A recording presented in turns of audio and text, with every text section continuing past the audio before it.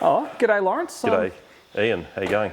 I'm good, mate. You've invited me out to lovely Castlereagh today to look at the ultimate BMW driver's car, right? Well, look, Sunday's the day for cars and coffee. I know you like to go to those, and I thought, well, I didn't shout you a coffee, but cars I can do. So I thought I'd drag you out and show you this because it's potentially going to be driven back to South Australia sometime early next week, back with a customer.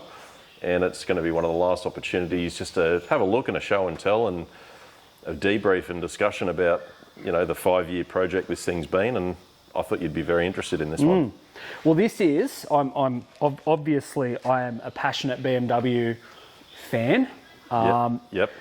What do you got on there? What is that? That's a That's E30 the from... DTM at the in the carousel.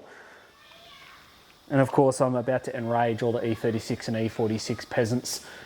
Well, God's chariot. But everyone agrees the E46 M3 is pretty much the halo of BMW's NA driver's era.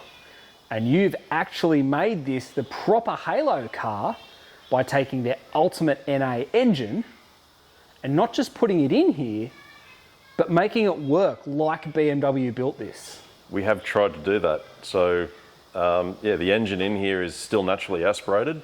It's an M car engine, and it's the engine I think that BMW may have toyed around with putting in this car, do you think? Given the years that these cars cross over? I think this engine came out in around 2005, but it actually had its genesis in a stillborn Le Mans program, same as the Carrera GT Porsche. They were gearing up for an FIA GT class that never actually eventuated. The Carrera GT, that Porsche were left with a race car that they had no use for, so they turned it into a hypercar. BMW had an engine that was really, it was Paul Roche's ultimate extrapolation of everything they'd been doing since the M88, and it was the M74 from the CSL, the E9 CSL back in the day. So realistically, you've got a what I would refer to as a small mid-size drivers-focused coupe built by BMW M. You have a 6-speed manual, and this would be really the ultimate CSL. Like if you had a CSL-R, a CSL GTR, something like that. There it is. A 5-litre, 500 horsepower, naturally aspirated V10. And probably one of the most technologically advanced engines. People miss this in a lot of the internet would say this is the ultimate BMW M car without actually understanding of just how complex that engine is. Now, we've talked for many years about this idea and how difficult it is, because you guys had to not only mount this nicely in the bay and make sure the cooling system worked with the mounts and the sump and all that sort of stuff, you then had to integrate it to the chassis. Yeah, we did one about 8 years ago in the Phoenix yellow car, and many people that have followed us would have seen that car. And look, other people have done this engine in this car in various parts of the world quite well. For us, we learned a little bit from that car, and we realised that we were pretty close with where things had to be. We made a few improvements on engine position, and mechanically we feel like we're very comfortable with putting engines in cars. But certainly that's right, the integration, the reliability, making it work as factory and OEM as possible is always the challenge and on the top of our list when we build a car. And this one certainly had us working hard over the last 5 years. So to give everyone an idea, there's custom mounts, custom headers? Custom headers, custom mounts, everything's made locally in-house. We've had some help from other really good companies in Australia. For example, our cooling system is from PWR. They designed this system off the factory E60 M5 radiator layout. They just shrunk it and stretched it and pushed it to the size it had to be to fit between the chassis rails, which we then made, these aluminium hoses to adapt the engine to the radiator. We couldn't use the factory hoses for that. We've moved on to making some intakes. We've got carbon filament infused 3D prints and just some basic intakes into the standard intake manifolds. And from here down is all stock. So we've got factory ITBs, we've got the factory main throttle actuators, we've got the factory idle actuators, which control idle through two very small throttle body ports directly into the cylinder heads. And a lot of these swaps don't run them, do they? No, a lot of swaps have gone to either just having a physical cable pulling the throttle bodies open with old Motecs that I've seen. One of our earlier build had a factory computer, so still controlled that, but the tuning and the calibration was just very hard to get right, and we had very limited control of the car from there on. We had to rely on people from Germany and Russia that supplied modules and hacks to make the dash and tacho work, and we were very hamstrung by that, and that was difficult. So we're aftermarket management on this engine. We're using an Emtron, and we're fully integrated into the cabin side, and the car works 100% factory from the seat. So from the driver's seat, this feels like an E46 M3. Yes. It just has a howling 10 up front, not an S54 straight six. Correct. It looks and feels like a factory car inside, and all the buttons work and the dash works. Which is why I was like, I've been a magazine journalist now for 23 years, and I've seen a lot of OEM plus builds. The level of complexity once you start getting to these types of swap is really, I think a lot of people who remember, say, RB26s going into S14s, or they think about 2Js, turbo 2Js in IS300s, this is a world away from that, isn't it? Like, because this engine, like, you've got quad Vanos, and then you've got all the drive-by-wire. Correct. So we've got 4 electronic throttle actuators down in the valley. We've got 4 camshafts on the top that have forward and backward direction of cam timing, infinitely variable within its mechanical limits. We've got all the cam sensors to feed that back.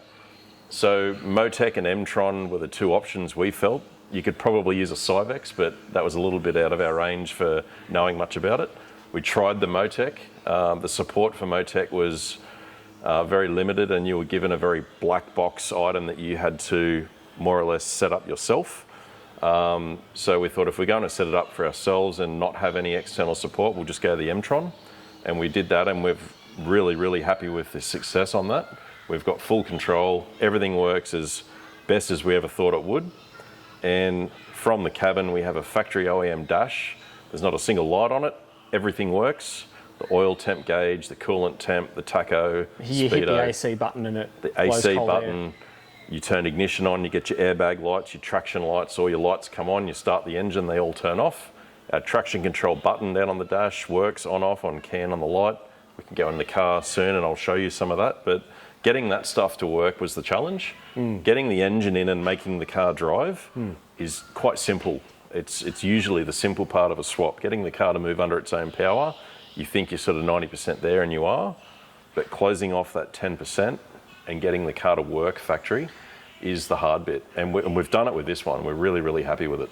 I think it's when you start to understand the level of computing power, because you think, okay, an E46 M3 uses CAN communication in its chassis, and an E60 M5 obviously uses CAN, but they're not the same CAN. They don't speak exactly the same language one to another. So you can't just plug an Emtron in and expect it to connect straight up to all your AC and your fans and stuff. You guys had to take like a whole other step and even do stuff where you're programming ABS and stuff like that, right? So yeah, that's right. So the Emtron and Motec and other computers have CAN inputs and output capability. You have to set that up. Even with that set up, we had trouble with putting the MK60 ABS module into the Emtron. We could get wheel speed data and get it to work, but randomly there would be these packets of data would just flash down the CAN line, and we couldn't filter it out. And to get Emtron to help write support software for that was just time. It could be done, but time. So we created our own CAN bus module, which sits in between the chassis and whatever engine management we're running, which is the Emtron. And we were able to collect all packets on the CAN. We could chop it up and simplify frames and then send that on and make sure that the data was clean. So we got clean wheel speed data, which then meant we could run an idle map and then a rolling speed map, and the throttles do different things from the Emtron at that point. So there's a lot of tuning and calibration to get things just to work normal. And the CAN is where all that's at. So for example, the idle control motors, they're not just a little rolling barrel idle motor like on an S15 or an early M50 engine. It's actually got a built-in TPS. It's all CAN driven, and the only way to make that work is on CAN. So we've written software to make those work. So you've got a nice soft pedal in valet mode and crawling around Westfield and or to a cars and coffee in a queue, the car will behave factory. It's not just an aggressive on-off. Well, and I guess this is the difference between having a really nicely polished, finished street car that you could give your wife, your grandma, a neighbour down the road, and having something that's pretty much set up like a lot of the early V10 swaps into, like I think it was the Piper Motorsports E30 M3. It was like essentially a track car. Yes. And that's fine. You only need full throttle, really. Correct. Yep. But this being a street car, the guy's in Adelaide, and so the Adelaide Hills, you would want everything working perfectly for those beautiful, low-level roads. This isn't a mum and dad's car. You know, like, yes, the wife should be able to get in it and drive it, and she probably won't, or if she does, she's, you know, the right sort of chick anyway, because, you know, let's face it, this car is a real enthusiast car. But even as a driver who understands things and has mechanical sympathy and knowledge, you still want that nice touch on a project like this, where the car is actually nice to drive and you're not thinking about it. You're able just to drive it naturally, like you would your Mazda CX-5 or whatever else. Yep. But then it instantly turns into an animal, you know, with the right pedal application, and this thing does. So that was the biggest win for us, was the electronic control over the engine and the integration to the car, and then the OEM feel from inside. And this customer, he's owned this car for a fair while, hasn't he?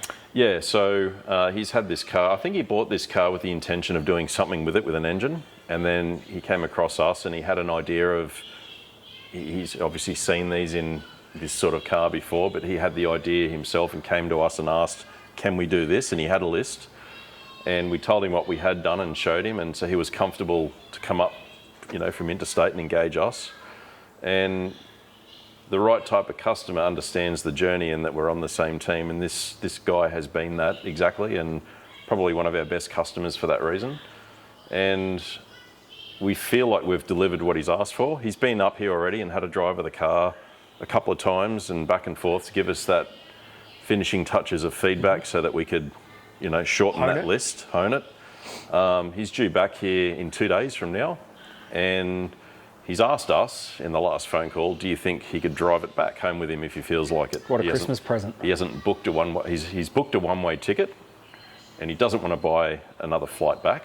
Yep. So we think he's going to be able to. We'll go for a drive, and we'll try and show, you know, just on camera and have a chat with each other's phones, and we'll both have a drive and I think demonstrate it. One of the things that I think maybe, if you're an E30 pervert or you're a 335 E90 guy and you're like 500 horsepower, so what? I could build a turbo something or other.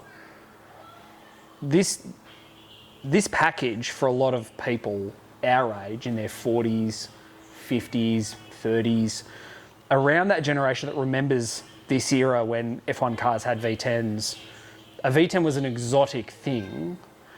And the E46 M3 has always been that, I guess, to young kids today, they've got the Cayman GT4 and GT4 RS. Yep. This was like the two cars that most young guys had on their wall, was an R34 GTR or Supra or something like that. Yes. And an E46 M3. And I actually remember I was working on car magazines when the CSL came out, and it created huge news, and they were a wild thing to drive, but they missed something. It didn't quite feel as special as bringing that name back from the 70s, you know. The original CSL changed touring car racing worldwide. When you actually understand how important that car, that E9 CSL was, not just for BMW, but for global touring car racing, that name being attached to a car that had a tuned up standard motor, there were people in corners of magazine offices going, oh yeah, cool, but no, yeah, what's next? Yeah. But these engines though, like, for as halo as they are and for as special as they are, they're not really a thing that you would take to the shops every day and daily no. drive, right? How many V10s do you actually have here at the moment? Well, I think you and I did a count about a week or so ago, and I don't really take note because I walk in here every day. I walk past hundreds of engine blocks and heads and engines on stands. It's crazy. I think there's 8 or 9 engines here that I don't know much about. They've exchanged or I've bought them and they're just sitting around. I've got 1 or 2 complete ones in another shed that are good and complete. We have a couple earmarked for some other projects now that we've had good success with this. But it's the type of engine, people call me and ask, oh, do you have an S85? I'd like to put it into my E9 or I want to put it into something. And I don't mean to shatter their dreams, but it's actually really hard to do. It's very hard to get this engine, just put it into a car and make it work. And then living with it. And they're living with it and they're thinking about it and they want the car. So with the Emtron on this package, what we want to do is try and have a crate-ready engine package with the Emtron and a pedal, and it can go in any car, and make it integratable to any car. And that's where all this hard work on this one we think's paid off, because we wanted to come up with something that was generic enough that anyone can do that V10 swap they've been wanting to do for the last 10 years. We've got the engines here that we can rebuild and offer as a Rico engine that's ready to go with a package, and give them the keys to unlock their project, whether we help them build it or we just give them the running gear, because it is the type of engine. How many cars have V10s? You've got the Viper, we never had that here. You've got some of the Audi R8s had it, the Lambos. LFA. Like, people don't just go and buy that car off Marketplace because they feel like having a V10. Whereas this makes it a bit more, this broadens the horizons for people, we think. Because we do have half a dozen engines here that can go out the door to people. That's 6 more cars that people could have. You rebuild them here. Like, we rebuild them in-house. You're probably the biggest shop rebuilding BMW M motors that I know of, like especially late model BMW M motors, because these things like rod bearings are a caution point, and you can't have 8,500 RPM, 500 horsepower in a 5-litre NA package without some kind of compromise. That's right. Rod bearings on this engine, not as scary as people make out. It is a highly strung, high maintenance engine, yes. We fix that with polishing the crank and adding some clearance, putting better bearings in, good oils, proper service intervals, and that can all be rounded up and protect the engine. But it is not a set and forget engine. You need to pull this engine every 50,000 or 100,000, depending how you're using it, and service the bearings or have a look inside of it. Or every 100,000 do a full rebuild, keep the engine alive. There's only so many of these out there. Some specs, at 6,100 they make 520 newton meters of torque. At 7,700 they make 507 horsepower. Their red line is 8,400 factory. People spin them to 9,000. The sound that they make through the intake, through the back, these are things that, yes, a 500 LS could be put into a car and achieve that power number, but none of those other things can be achieved with an LS. And I'm an LS person, you're an LS person. Great engines for what they're for. They do a job. And this, I think, but this fulfills a particular enthusiast's desires. Correct. And I think the really exciting thing doing this video today is that you can show, like you can give a really good wrap up of what many people would consider the ultimate M car. And I think that it's really, like, E46 M3 is already shooting up in value, and these are a complex engine to I mean, this is like a SEMA build in real life, right? This is when you ask like an 18-year-old who's just bought their first E36 318, what would you build if, you know, you won Lotto tomorrow? This is probably it. This would definitely be one of them, yeah. But I know we need to come back soon. We'll take this one for a drive, but we do need to come back soon and have a look at another car that you've actually turned several of these out, which is, I think, it's the next evolution of this concept. This is maybe the classic package, but we were talking a little while ago, what small, dynamically capable, rear-wheel drive car can you buy today for the street machine guys that fulfills the role of an early Commodore or a Tirana, like for those guys who like, you know, going round corners, not just drag racing, and you came up with a solution. So look, a lot of people are quite happy or comfortable to spend 100 grand on their dream car, whether it be a two-door Tirana or a VK Commodore or an SS Calais or something. They'll spend the 100,000 over time and achieve that car that they really like.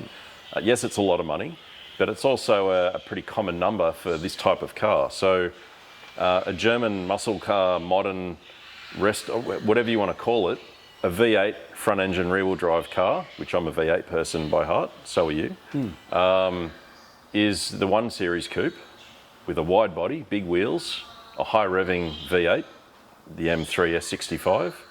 We've put them in a handful of cars to date. You've been in one, you've seen one. We've got a couple that we're doing.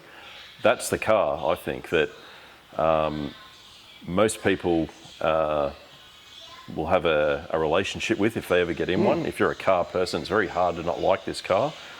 So 1M bodywork, the look of it, the sound of it, the feeling of it. Because the S65, people may not know this, the S65 that came in the E90 generation M3, that is essentially a direct lineage to this engine. It's a 4-litre V8 version of the 5-litre V10. Correct. The pistons and rods are the same part number, cylinders, everything's the same. This engine was out before the S65, and the S65 was a shortened version of and improved cam timing control and a few other little things, which was from 2007 to 2013. So it was a long run of engine. And again, the only other NA V8 M car that was ever built, other than the E39 M5, of course, but M3. So M3 NA engines for this type of car is the older classic, but the slightly more modernised is the 1 Series, the E82 1 Series coupe. And it's like, realistically today, with the cost of Cortinas, Tiranas, classic chrome bumper cars that people are like wanting to throw around the racetrack, or maybe a Targa event, or even just taking to drive days, driving on the roads. I know from my own experience, driving a classic car with no AC, it becomes difficult to convince my wife to come with me to events.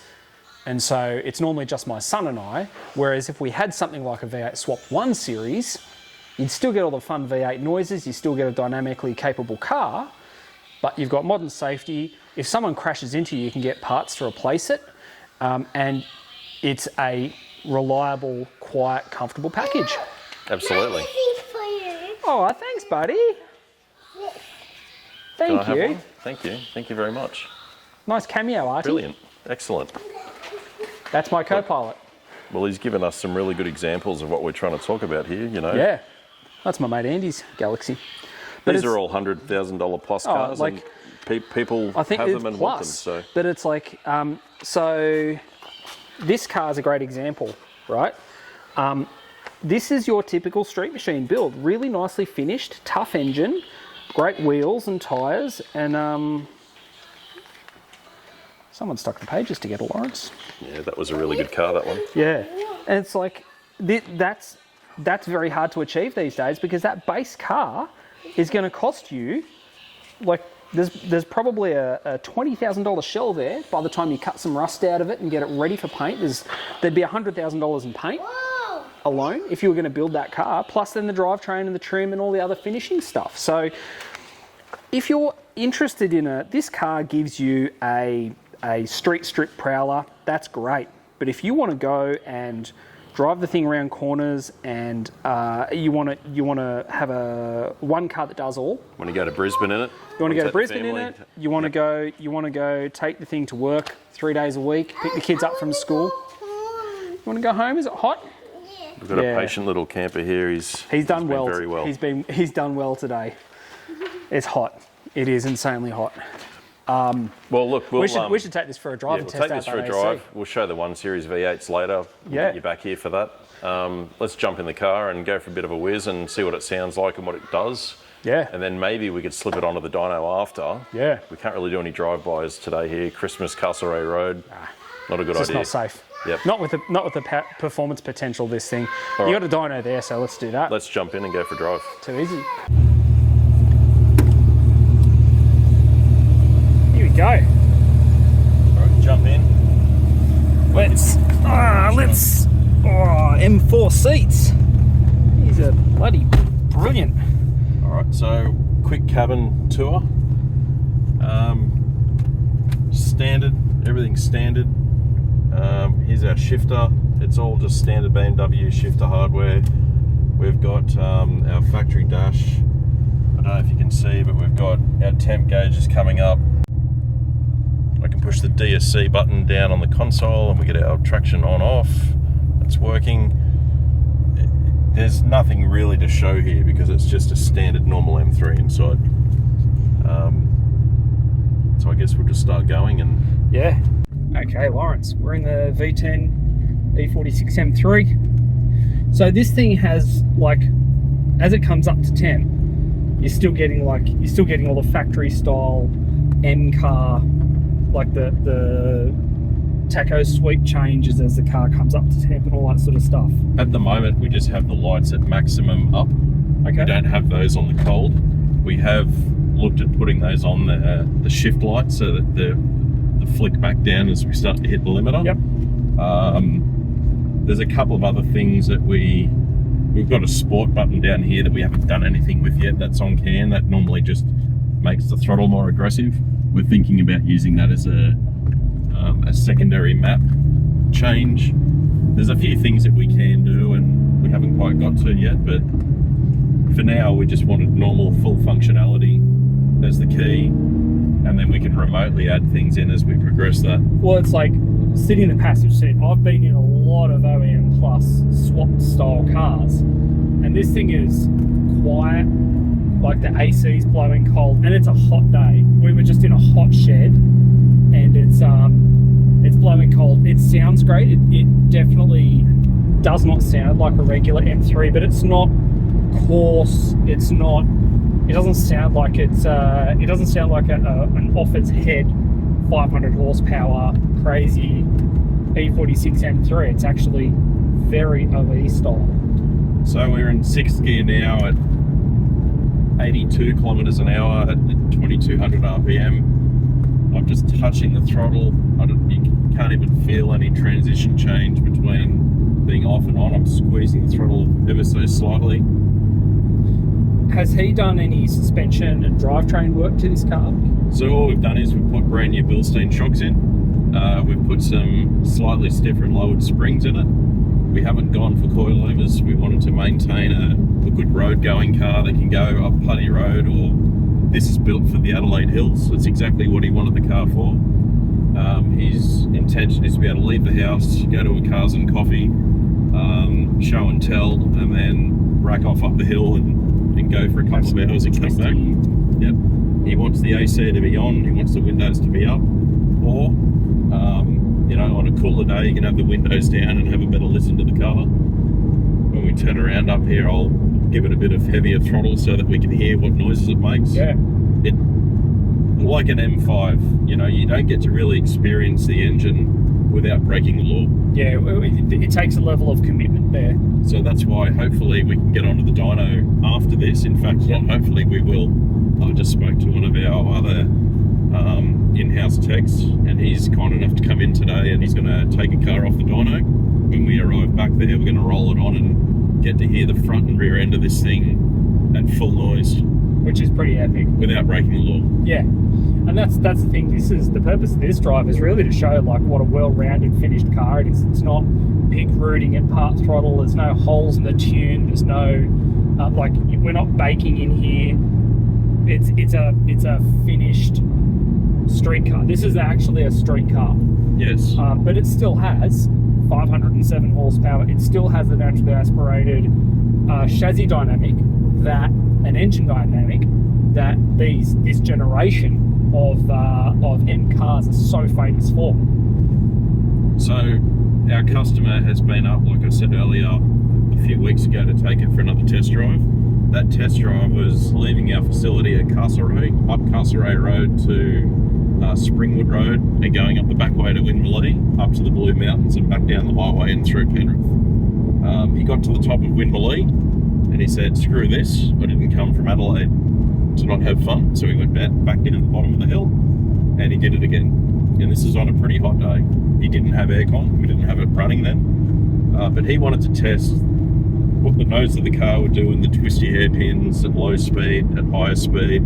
the brakes we have on the car, the suspension, the tyres, everything. And he gave it the thumbs up for all of that, which we hadn't thought much about since driving the car, because it does feel natural.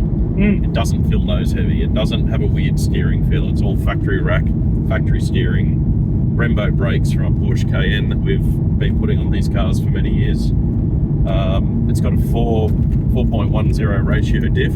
Okay. So we've shortened that up so that you get to feel and experience more RPM. You want it a bit snappier, right? Like that's the NA. Yeah. These engines are probably slightly underwhelming below 3,000. So we wanted to be able to have the engine climb up over that pretty quickly in any gear so that you get to experience the car fully. The M5 weighs a lot more than the M3, so it doesn't really matter what ratio you have in this thing, they're quick anyway. Yeah.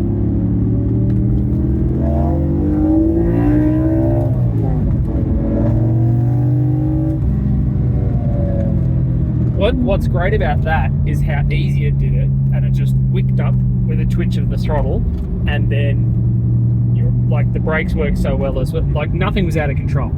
If you'd squeezed my Pontiac like that, it would have done a burnout and probably gone sideways up the road. This is where the beauty of these 90s cars and having everything kind of like well integrated in an OEM plus package, this is where it actually comes in, because it does work. We have traction control. We've got brand new 265 Pilot Sport tyres on the car. BMW designed their cars to not break traction. They want them to have grip. That's why a lot of their 335s and 135s don't have LSDs in them, because their geometry and their setup is so good. It puts the power down well. So same for the 46 chassis, it really puts the power down well.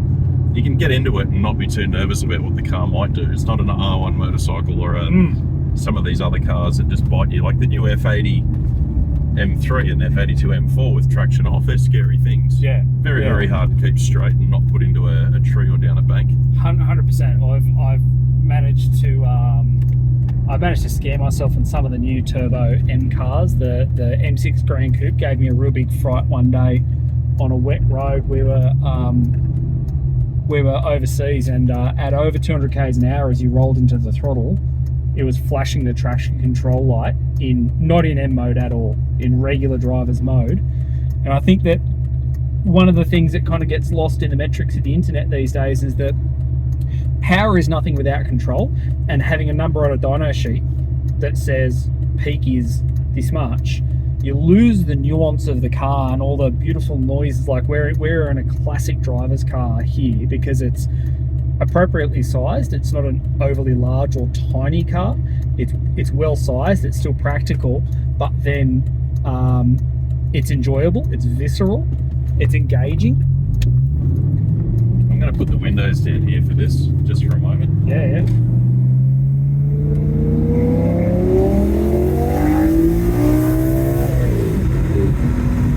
It's just epic. That noise is just epic. And the other great thing is, like in an E30, I love them, but they're much smaller cars, and the NVH and the quality of like your cabin sealing and all that sort of stuff just isn't as good. It's just not as like, it's not as friendly. Like if it starts raining in this car, you know that it's going to be watertight, and the wipers work really well, and you've got ABS and you've got traction control, all that sort of stuff that you just don't have in a 323i or an earlier chassis too. We have a couple of these in a couple of E30s in the shop as well, which I know you walked past and kept walking past because you thought that's just... And I kind of agree. It's too much engine for an E30, one of these. However, it depends again how it's being used and why they're doing it. I think if it was a circuit car, if it was a car that I think was... If you're building the car to be crazy,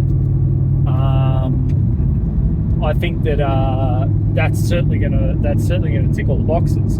For me though, I think in my age with a family at home these days, the idea of having something that's so past the limits, even my Pontiac was never meant to go as far as it did, and it does make me question its usability, whereas this car is fully usable. I would have no problems, you know, driving my family from Sydney to Adelaide in the project car Sure, it's not a daily driver, you know, like the V10 is maintenance intensive, but for what it gives you in terms of a visceral performance, what it gives you in terms of a soundtrack and that NA snappiness, there's no... I know some people love that ramp rate that you get from a turbo, but this thing just cracks. And I think when you experience that, that is something to behold. Well, you're going to see how it cracks now, because we're going to swap over. And I'm going to just video you doing a little bit of a drive back to the facility, if you don't mind. Okay. All right, Ian, so we're going to... Oh, it's just... like it... that is short.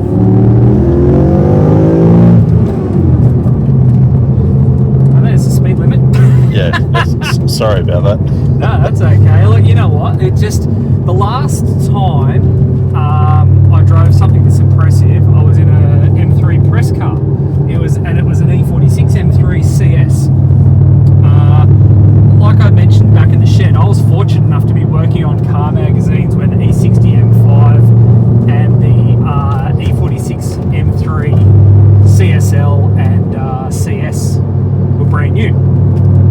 And I have to say that I love my V8 M3s. They are a fantastic car, but the E46 represented something to me that was a moment in time that we'll never see again. A bit like for a lot of Nissan people, the R34 GTR, like NERS and Z-Chins and things like that, that represents a moment in time.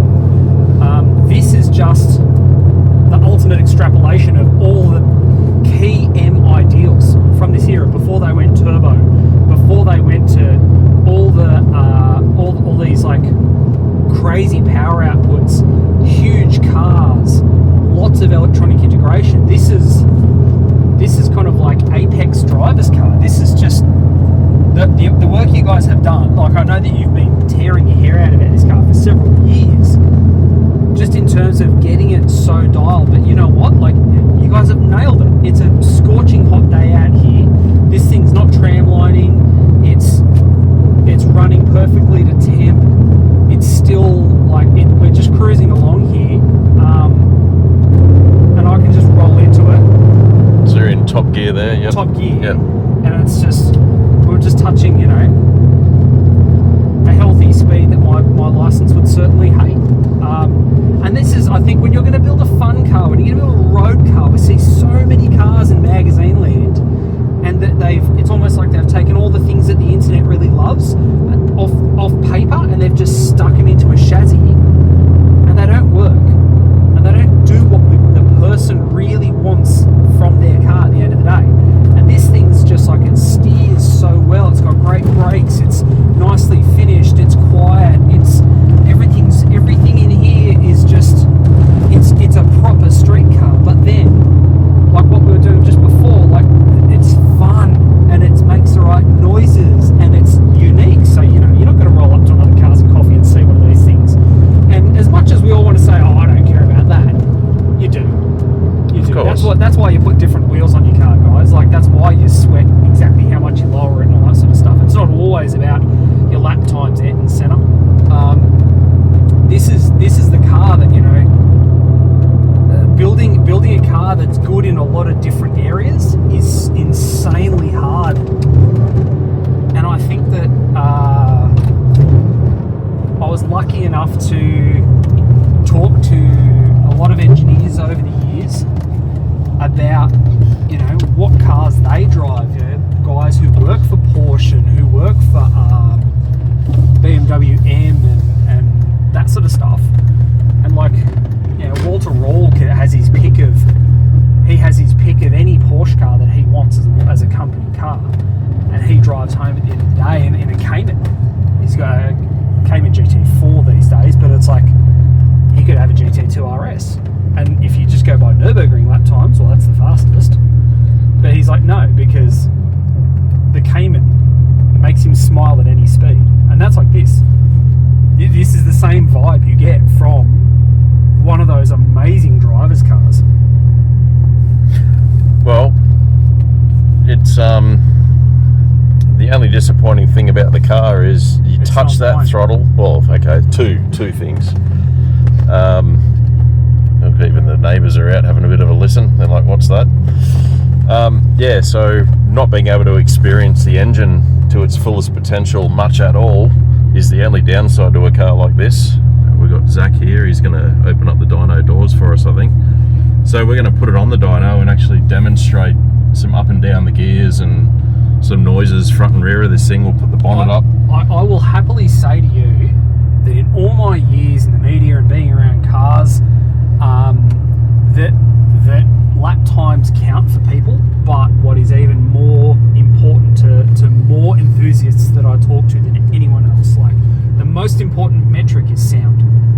Does it sound good? Yep. And that's where people like they fall out of love with some of these cars because they're disappointed. It's like, imagine if you rocked up and you saw Mila Kunis standing there in lingerie and she opened her mouth and she goes, "Yeah, here you go now." Yeah, no. Yeah. No. All right, let's do it. We'll get on the outside of this thing and make it sing. Too easy.